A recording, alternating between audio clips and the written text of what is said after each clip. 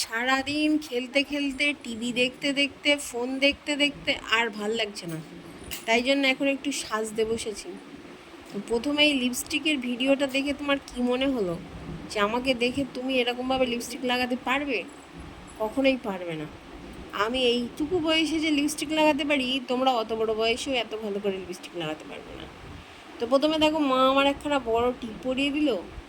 তারপরে ছোট ছোট ছোট ছোট করে কী সব আঁকছে আমি বুঝতে পারছি না, বারবার দেখার চেষ্টা করছি, তবুও আমার মুখটা সরিয়ে দিচ্ছে। সামনে একটা আয়না রাখতে পারতো, কিন্তু বাড়িতে তো ছোট আয়না নেই, তাই জন্য আর রাখা হয়নি। যাই হোক, ধৈর্য ধরে বসতে হবে। মুখে একটু কবিতা পড়ে নিচ্ছি, জোরে জোরে কবিতাটা পড়ছি। কবিতাটা কিন্তু ভালো। আমি একটু উলুগুলু টাইপ করে বলি, আসলে আমার ভাষাটা এখনও ঠিক কেউ বুঝতে পারে না। মা বুঝতে পারে, মাঝে মাঝে বুঝতে পারে, কিন্তু আর মাঝে মাঝে বোঝে না। তো তোমরা হয়তো শুনতে পাচ্ছ না, আমি আসলে মাকে শোনাবো বলেই তো পড়ছিলাম। তো যাই হোক, সাজটা আমার শেষের দিকে। নাকে একটা তিলক কেটে দিল, কারণ আমি তো একরকমভাবে রাধারানী, তাই জন্য নাকে আমার তিলক কাটতেই হয়। তারপর আমি বললাম আমার দুই পাশে মুখে একটু বানিয়ে দিতে কিছু।